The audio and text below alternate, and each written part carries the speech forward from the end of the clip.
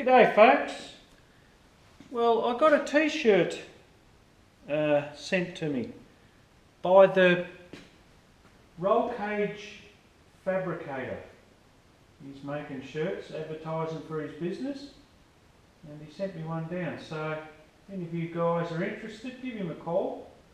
He's up in Queensland, and as you know, he did a really nice job on my cage, so I was very happy with it. So thanks Heath for that. It's nice. Alright, well this video guys, it's actually been 5 years in the making. I want to talk about how I've combated heat issues as far as heating, well, trying to get rid of it has been a real battle for me for the last sort of 3 years since I've started circuit racing, and it's been exacerbated, guys, by the turbocharger because of just the extra cylinder pressures I'm generating and the torque, and the horsepower too, guys. You know, it all comes at a price. Mounting the turbo at the rear of the car has been the ultimate for me. I would never put it up the front. It's it just works so well for me out the back, keeping the temperature bay, engine bay temps basically no more than what NA would be, and allowing me to really beat on this motor and enjoy my circuit racing. But there has been a lot of other issues that have plagued me that have taken a bit of time to really understand and work through it all to get it to where I'm really happy with it now, guys. As you noticed, I did the video on the little trick underneath on the sun, and I thought, well, it's about time I did a vid on this because I'm just so pleased with the whole setup now. It's really amazing. It works really well, and yeah, it's taken a lot of effort though, guys. It has. It's funny, you know. It's a lot of people don't really don't really offer much information. Not so much you guys on my channel. You've been unbelievable. You really have. But as far as when it comes down, like if I'm going down, when I'm down at the track, it's not real easy to get answers at times. People sort of want to keep it a bit hush. I don't know why. But there are people down there that just dish out the information that you're after, and that's incredible. That's one thing I really like about it. But on the other side of the coin, some people are very hush-hush. Yeah, I don't know why. I really don't. I'm very open. I like to share my learnings and what I've found out. For some reason, I'm an open book. I don't like to hide anything. It's just me. I'll tell you what, guys, putting the splitter on the front and sealing off all around this area here so we don't get any bleed air through into the engine bay has been the ultimate as far as moving incredible amount of air through the radiator, or forcing it through under speed. I only run the one thermo. And to be honest, I really would even like to get rid of that. But I really need it for when I come back into the pits. If I'm just playing around in here in the shed or just pottering around, I really need that fan just to keep the temps at bay while she's idling around when the engine's not working. I mean, you know, like powering up, it's just trickling around. I really need this fan. So out on the track, I don't use it. The reason I say that is because actually I would like it fully open, this radiator, while I'm running around the track, because it is a bit of a restriction.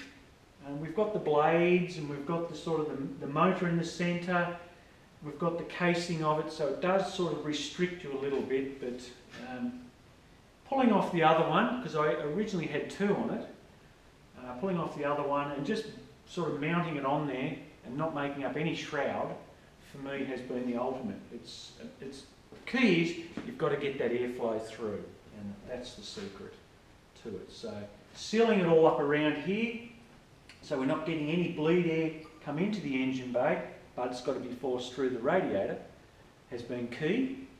And like I said, with the splitter, we're scooping the air from a lot lower than we would have before, because the shape of the nose cones, it rolls around. So now we're sort of trapping a lot more air and we're sort of forcing it through. Now that we get the airflow through, we've got to get rid of it. There's no good of, like I said, doing the work at the front here, but not having an area for it to escape out through the, because you'll end up with a high pressure side in the engine bay, and you'll slow the air coming back through the rad. So you've really got to open up where you can in the engine bay to try and get it bled back through.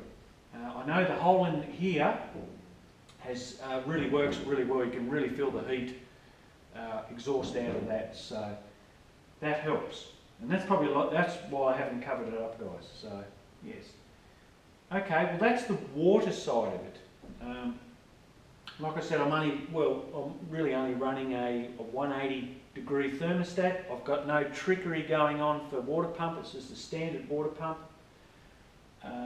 We've done a little modification on this particular motor because the water hasn't got a chance at the back of the heads to recirculate through to the front. So they can develop steam pockets in the back of the heads. So we've done a little trick there, and we've tapped in some fittings, and we've run some pipes through to the front here so we can circulate water. So that's just to keep everything sort of circulated so we don't get any air pockets in the heads themselves. The aluminium heads, guys, has been an instrumental part of the solution. I know from running with the cast heads, I had a lot of heat soak issues going on, couldn't get rid of the heat. It was funny, you know. You just can't get rid of the heat, guys. It's as simple as that with the cast heads. But aluminium heads, we know what aluminium's like as far as heat, as a heat conductor goes. It pulls heat, and if you can send water through it, in this case, it transfers it straight to the water very quickly and very easily. If you've got an efficient radiator up the front, getting lots of CFM, we can get rid of that heat very efficiently. The other little trick, guys, when it comes to oil, is I haven't done any modification to slow the oil running up into the heads. See, these motors are notorious for letting lots of oil through into the heads. But that was a deliberate thing, because that would help cool the oil down running into the aluminium head and preserve my valve springs. And that's why I did that modification on the scavenge out of the back of the heads for the oil. We've run a pump underneath so we can quickly get rid of that oil that accumulates up into the heads, return it into the sump. So we're getting a benefit of oil being cooled through the aluminium head, being extracted by the water, and by doing that little trick as well underneath the sump, like I did in that other video, guys, the last two videos. Now we can really keep oil temperatures in check for the 5 to 6 laps that I do. And we can come back, we can shut down, we can lift the bonnet up, so we're getting great, we're getting a bit of airflow through the engine bay now. We can get rid of some of the heat out of the engine, out of the radiator as we're just sitting there, as well as the oil underneath. So we've got all that finning done with aluminium under the sump. It's doing its thing while we're just sitting there. So we can go back out on the track 15, 20 minutes, half hour later, and we've pulled an incredible amount of temperature out of the oil, and we've got our pressure back up, and we're good to go for another 5 or 6 laps. So that's what it takes, guys. That's what it takes. Sometimes it takes that mad bit of thinking, that I've sort of renowned for doing to solve some of these issues. This is sort of tailored to what my needs are, guys. You wouldn't want to beat on this motor for 20 or 30 laps. So then temperatures will start to come in through the oil, and maybe even the radiator might not be enough. But for what I do on them sort of 5 to 6, 7 laps, I've sort of kept it under control. Now the water methanol, guys, is another huge benefit for what I do with this engine, because my main objective with the water methanol was, yes, it offers you great octane, but it gives you incredible heat pulling capability with the water. And that was something that really excited me, you know, over the intercooler, guys, because as you know, if you've got an intercooler running in front of the radiator, you're getting second-hand heat put into the rad. And I wanted to sort of get rid of that and give this radiator a chance to get the cold air or the fresh air that's coming in. Now that we've got the water methanol, we're pulling incredible temperatures out of the cylinders now, so we can really lean on this motor without fear of just that spiralling control, out of control temps that I was experiencing there a couple of years ago. And you know, I remember there one time with the cast head on it, the intercooler in front, I was running around the track there, and on about the third lap, the temperatures was up around 230, 240 degrees, and I could really feel the power drop off. You know, I was running around 12 pounds of boost, and to feel it, they reckon you've got to be around sort of 20, 30 horsepower at the flywheel. Well, I could feel it. It really fell away, and I was guessing anywhere from 50 to 80 horsepower. It just lost it completely. And that was just through, you know, inefficiency. The heads couldn't get rid of the heat. Intercooler in front, you know, by that time it's just starting to build up, and it was just getting out of control. So by doing what I've done here, guys, over the last few years and really learning about it all, has really enabled me to beat on this motor and really enjoy my racing without worrying about the temperatures. And that's what it's all about, guys.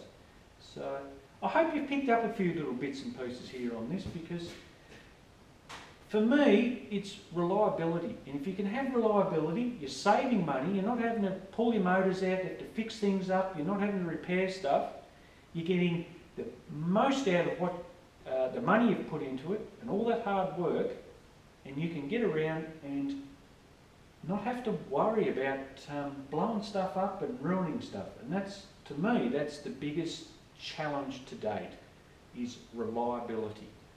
So it's been a great experience. I'm really still passionate with this, guys. There's always little things you can do to improve on it. I know next time I'm actually going to dive into my transmission. I'm actually putting another oil cooler on that one, or transmission cooler on it. I'm going to run it, well, they call it not in series, like parallel together. So we're splitting the lines up, and we're actually going to feed into them at the same time and then come back out. So we're still getting really good flow, but really good cooling at the same time. I'll dive into that one when I go to do it, but that's sort of my next little trick I want to do. And I'm going to up the size of the lines, the cooler lines in it too. I'm going braid. I'm going to go and do them in braided lines, those ones, in preparation for that 355 that I put back in. So we'll dive into that one when I get to it.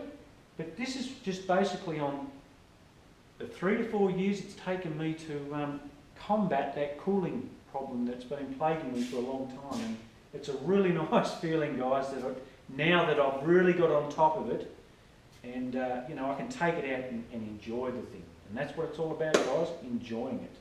All right, I'll pop one up soon in the next day or two, guys. Catch you later.